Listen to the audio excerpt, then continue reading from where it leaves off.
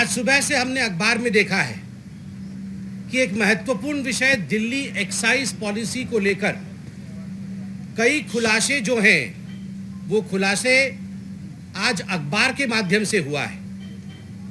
आज अखबारों से मालूम पड़ा है कि 2 लोगों को रिमांड पे कर लिया गया है। ये बड़े बिजनेसमैन हैं, ये अरविंद केजरीवाल जी के दोस्त माने जाते हैं, मनीष सिसोदिया जी के खास हैं। हैदराबाद से इन बिजनेसमैन को गिरफ्तार किया गया है और इनके गिरफ्तारी के पीछे का मुख्य उद्देश्य है कि जो दिल्ली की आबकारी नीति थी, जो दिल्ली की एक्साइज पॉलिसी थी और ये जो शराब घोटाला मनीष सिसोदिया जी ने किया है, किस प्रकार से परत दर परत ये परतें खुल रही हैं और ये 2 बिजनेसमैन के रिमांड लेटर को जनता के समक्ष पब्लिक डोमेन में मीडिया ने रखा है। आश्चर्य का विषय है, मीडिया आज वो रिमांड लेटर चला रही है और उस रिमांड लेटर में 3 मुख्य बिंदु हमने अभी देखे हैं। मीडिया भी आज अखबारों में इसे छापा है मीडिया ने। मैं ये तीनों प्रश्न आपसे पूछूंगा और आपके माध्यम से आम आदमी पार्टी से पूछूंगा। इस रिमांड लेटर में सबसे महत्वपूर्ण विषय जो सामने आता है कि ये जो आबकारी नीति है उसमें किस प्रकार से एक बहुत बड़ा घोटाला हुआ और लगभग 2631 करोड़ इसका जो नुकसान है ये स्टेट एक्सचेकर को हुआ। और जब ये पूरा विषय एक घोटाले के नाते आगे आने लगा और सीबीआई की जांच इस पे बैठा दी गई तो आपको जान के आश्चर्य होगा कि लगभग 140 मोबाइल फोन्स बदले गए। ये जो डिजिटल फुटप्रिंट्स होते हैं, डिजिटल एविडेंस होते हैं, इन डिजिटल एविडेंस को ढकने के लिए लगभग 140 मोबाइल फोन 34 लोगों ने बदला है और इसमें एक्यूज्ड नंबर 1 कोई है तो उसका नाम है मनीष सिसोदिया। आप सोच के देखिए, मनीष सिसोदिया जी और उनके जो मित्रगण हैं, मनीष सिसोदिया जी की जो टोली थी, जिस टोली ने मिल करके ये एक घोटाला, शराब घोटाला, दारू घोटाला, एक्साइज पॉलिसी का घोटाला किया, जब इस पे जांच बैठाई गई तो डिजिटल एविडेंस छुपाने के लिए 140 मोबाइल फोन बर्बाद किए गए। 140 ऐसे मोबाइल फोन बर्बाद किए गए और नए खरीदे गए ताकि एविडेंस मिट सके। और बंधुगण, ऐसे 140 फोन पर मनीष सिसोदिया जी और उनके साथियों ने कुल मिलाकर के 1 करोड़ 20 लाख रुपए खर्च किए। 1 करोड़ 20 लाख रुपए इस प्रकार के 140 मोबाइल फोन। सोचिए, जो सादगी की कसम खाते थे, जो गारंटी लेते थे हम राजनीति में नहीं आएंगे, जो गारंटी लेते थे हम अपना खुद का घर नहीं बनाएंगे, जो गारंटी लेते थे हम जीवन भर ऑटो रिक्शा में चलेंगे, ऑटो में लटक लटक के आएंगे, हमारे पास तो मोबाइल फोन और हमारे पास लैपटॉप नहीं है, उस मनीष सिसोदिया ने अरविंद केजरीवाल के कहने पे ऐसा 140, देखिए जरा किसी का फोन आ रहा है, आएगा फोन, आएगा लोगों का, लोग जग गए हैं अब। 140 मोबाइल फोन इस तरह के डिस्ट्रॉय किए मनीष सिसोदिया जी ने। आप सोचिए। और केवल इतना ही नहीं, इसमें एक बहुत महत्वपूर्ण सवाल उठता है, nexus between the political persons, government officials and liquor manufacturers. और इसके अंतर्गत एक सवाल इस रिमांड लेटर में उठता है जो कि मीडिया ने पूछा है कि ये जो आबकारी नीति थी, दिस एक्साइज पॉलिसी, ये आबकारी नीति दिल्ली सरकार ने कब डिक्लेयर किया, इसे पब्लिक कब किया? दिल्ली सरकार ने इसे 5 जुलाई 2021, 5 जुलाई 2021 को ये पब्लिक करती है। मगर आपको जान के वैसे आश्चर्य होगा नहीं, है इनका चरित्र यही। मई 31, 2021 को, 1 महीने पहले, ये पूरी नीति की जो कॉपी थी the copy of the whole excise policy, which was declared on 5th of July 2021, was in fact leaked. इसे लीक कर दिया गया था, इसे दे दिया गया था पहले से ही मनीष सिसोदिया के मित्रों को, मैन्युफैक्चरर्स को और कार्टेल्स को। ये जो समूह था मैन्युफैक्चरर्स का, जो गोरख धंधा कर रहे थे मनीष सिसोदिया के लिए, उनको ये पहले से ही दे दिया गया था ताकि ये अपनी तैयारी पहले से करके रखे। आश्चर्य का विषय जो मैं आगे कहने वाला हूं उस पर आप गौर फरमाइए।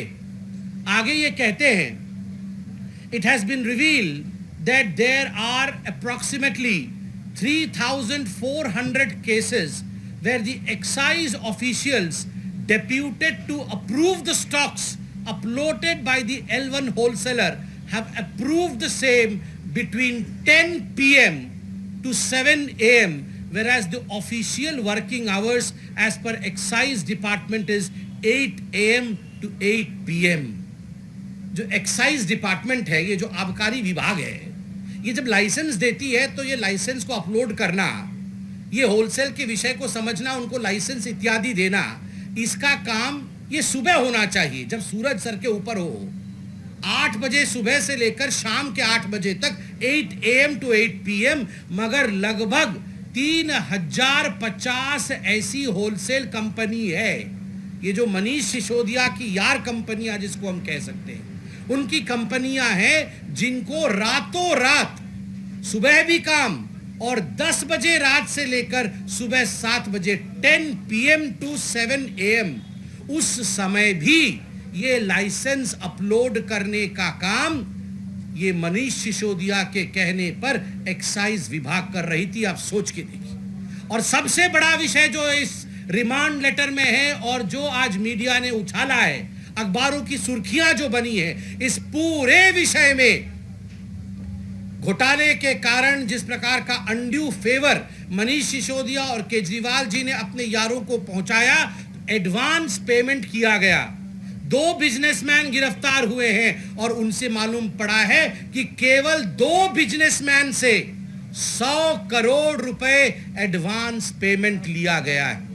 100 करोड़ रुपए एडवांस पेमेंट।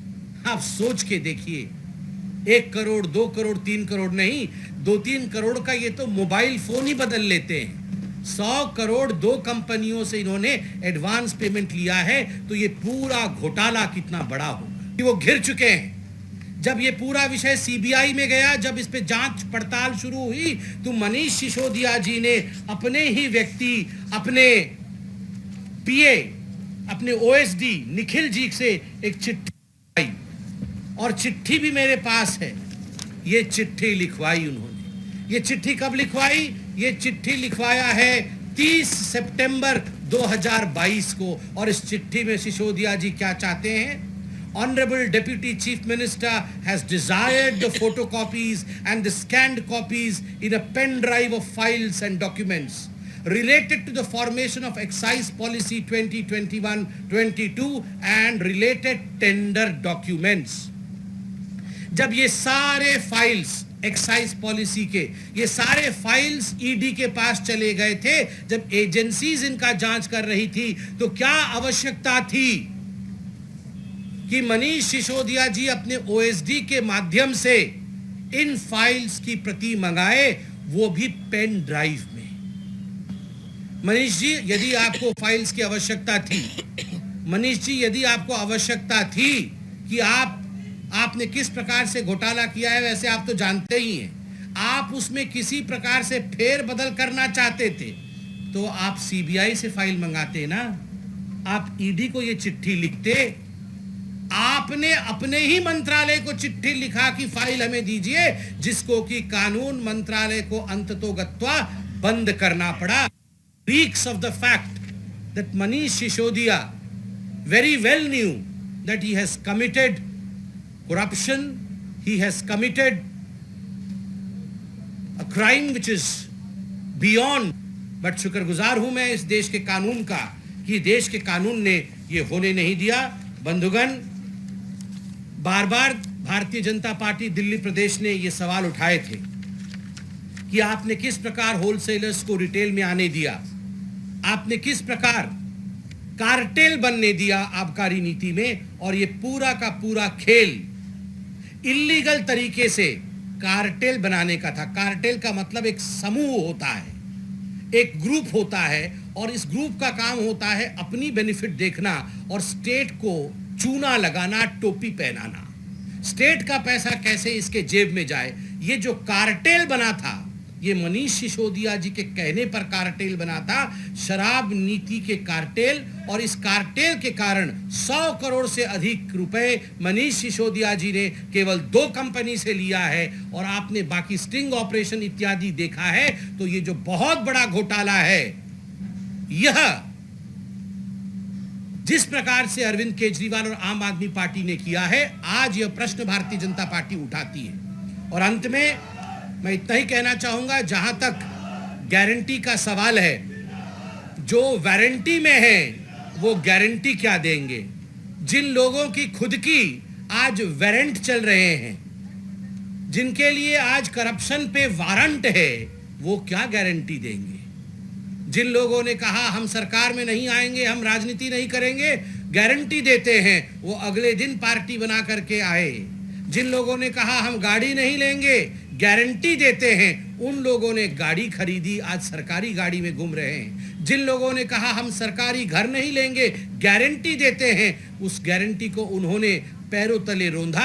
जिन लोगों ने कहा हम भ्रष्टाचार की सफाई करेंगे, उन लोगों ने उस गारंटी को तोड़ करके आज भ्रष्टाचार की पराकाष्ठा को स्थान दिया है दिल्ली में। आज कट्टर बेईमान, कट्टर भ्रष्ट पार्टी बनके आम आदमी पार्टी उभरी है।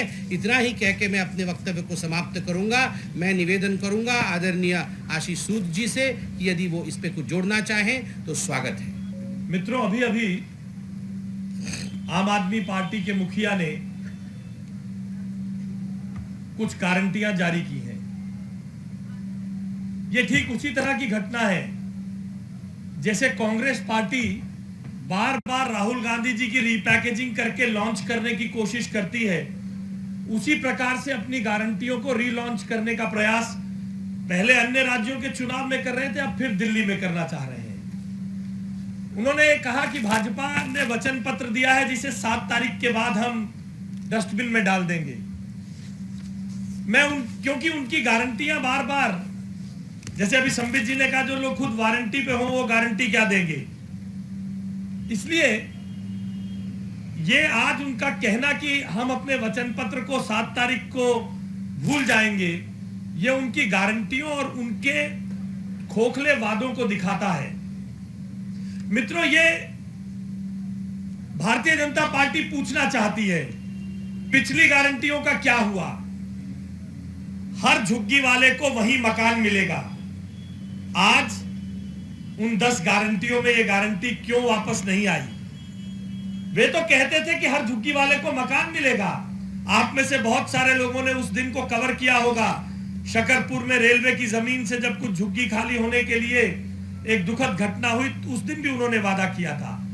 एक भी झुग्गी निवासी को आज तक मकान नहीं मिला। और प्रधानमंत्री श्री नरेंद्र मोदी जी के नेतृत्व में भाजपा उसको कर कर दिखाती है, और हमने उसका वचन रीइटरेट करने के लिए किया है। हम कोई झूठी खोखला गारंटी नहीं दे रहे हैं, हम वचन दे रहे हैं जो हमने किया है वो आप सबके लिए दोबारा करके दिखाएंगे। जिसकी बौखलाहट के कारण आप सब जानते हैं कि ये गारंटियां कल लॉन्च होने वाली थी। हमारा वचन पत्र जो अपनी काम को रीइटरेट करता है, हमारे काम को स्थापित करता है, उससे घबराकर आम आदमी पार्टी ने अपनी झूठी गारंटियों को एक दिन बाद रीलॉन्च करने का काम किया। Unauthorised colonies will be provided access with good roads, clean drinking water. ये गारंटी भी आज नगर निगम के चुनाव में अरविंद केजरीवाल जी भूल गए हैं। दिल्ली की 26 विधानसभाओं से ज्यादा अनऑथोराइज्ड कॉलोनी की विधानसभाएं हैं। अनऑथोराइज्ड अरविंद केजरीवाल जी की सरकार है जिन्होंने इन मेहनतकश लोगों को नारकीय जीवन में रहने के लिए मजबूर किया है।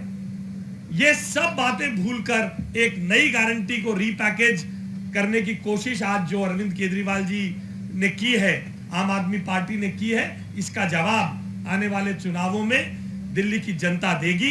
भारतीय जनता पार्टी कोई झूठी गारंटी नहीं देती है, कोई झूठी गारंटी नहीं देती है। हमने उन मकानों को बनाकर दिखाया है, हमने उन मकानों की चाबी देकर दिखाया है। हम केवल रिटॉरिक्स में नहीं, डिलीवरी में विश्वास करते हैं। आज का दौर गुड गवर्नेंस के इस दौर में, प्रधानमंत्री जी की गुड गवर्नेंस के इस दौर में गारंटियां नहीं, डिलीवरी चाहिए, जो भारतीय जनता पार्टी ने करके दिखाई है। और अरविंद केजरीवाल जी को पुरानी गारंटियों का जवाब देना चाहिए। इन नई गारंटियों से अब जनता भरमाई नहीं जाएगी। बहुत बहुत धन्यवाद। किसी को प्रश्न हो तो अनूप एक एक करके अनूप। सीएम ने आज बोला है कि बीजेपी चुनाव में 20 से कम सीटों पर सीमित रह जाएगी और लैंडमाइन साइट्स के निवारण को लेकर अमेरिका, लंदन, जापान से लोग बुलाए जाएंगे टोक्यो। देखिए, जहां तक अरविंद केजरीवाल जी का लंदन, अमेरिका, जापान का विषय है, वो बाद में जापान, लंदन, अमेरिका, बेल्जियम सब जगह जाएं। पहले जो प्रश्न हमने आपसे पूछा है कि क्या ये हकीकत नहीं है कि मनीष सिसोदिया और उनके मित्रों ने 140 मोबाइल फोन बदले हैं जनता के पैसे से, 1 करोड़ 20 लाख रुपए खर्च करके डिजिटल एविडेंस अपने ही भ्रष्टाचार का मिटाने के लिए। 100 करोड़ रुपए मनीष सिसोदिया जी ने एडवांस पेमेंट लिया है केवल 2 कंपनी को अपनी कार्टेल खड़ा करने के लिए। इसका उत्तर दे पहले, उसके बाद बुल्गारिया जाएं। मोहित See, as far as Aam Aadmi Party is concerned, they never had a clear answer. They never had an answer to all the questions that were posed by the Bharatiya Janata Party vis-a-vis the excise policy. Right from the very beginning, there were few pointed questions, technical questions that BJP had asked of the Aam Aadmi Party. BJP had asked as to why you allowed the manufacturers into the retail sector because it is illegal. You should not have done so. Manish Sisodia and Aam Aadmi Party did not reply to the question. BJP said, why was cartelization allowed, though cartelization is not allowed in the excise policy, but yet there was no answer from Arvind Kejriwal. BJP asked whether black marketing was allowed in the excise policy or not, which was allowed by the Aam Aadmi Party. No answer to that question. In yesterday's remand letter also, you would find that these 2 companies that we were talking about, the ones who have been arrested, the directors of which have been arrested, these 2 companies were looking after, one was looking after 5 retail zones and the other one was looking after 9 retail zones. Though legally only 2 retail zones can be looked after by one company, but single companies looking after 9 retail zones through its proxies, where is the answer to these technicalities? Just because they do not have an answer to these technical questions and they know very well that they have committed corruption, they're trying to skirt these questions. देखिए, हम political party हैं और हमारा बड़ा स्पष्ट मानना है Bharatiya Janata party में कि मीडिया जो चतुर्थ स्तंभ होती है, अगर वो कोई हेडलाइन अपने रिसर्च और अपने सोर्स के माध्यम से लिखती है और वह भी तथ्यों के आधार पर, तो उसे बिल्कुल मानना चाहिए, उसके आधार पर सवाल जवाब होने चाहिए।